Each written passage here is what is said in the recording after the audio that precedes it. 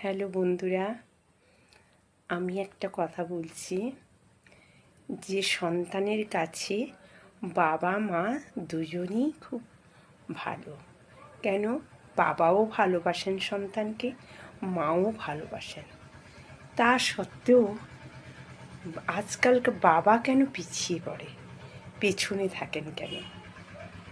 মা আমাদের ভালোবাসেন, বাবাও ভালোবাসেন।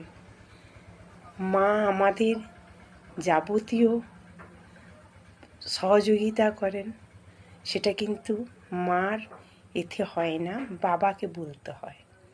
আমাদের কোনো কিছু লাগলে বাবা কিন্তু এনে দেয়, বাবা সন্তানকে এনে দেয় সব জিনিসপত্র। আর মারও যদি কিছু লাগে, মারও কিন্তু সেই বাবাকে বলে, বাবাই এনে দেয়।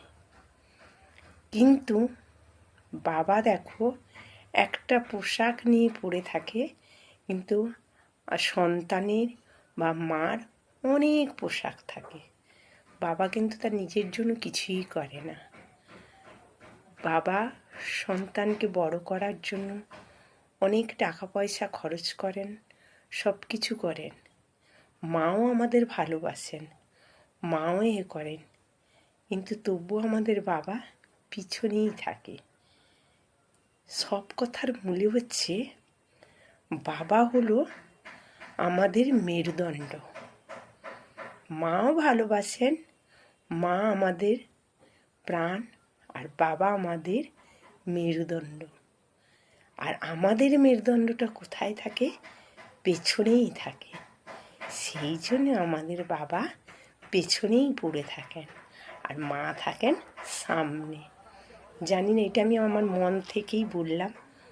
হ্যাঁ, এটা মনের অনুভব করলাম যে আমি বসে বসে ভাবছিলাম, আচ্ছা একটা সন্তানের কাছে তো বাবা মা খুবই ভালো, তবুও কেন আমরা সর্বপ্রথম মাকে কেন করি?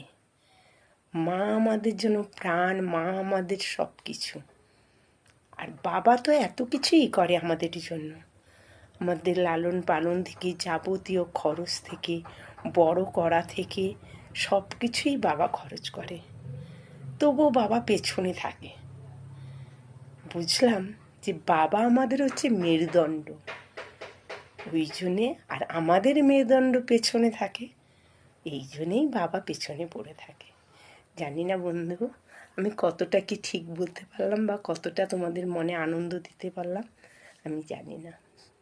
আমার মনে এলো, আমি তাই কথা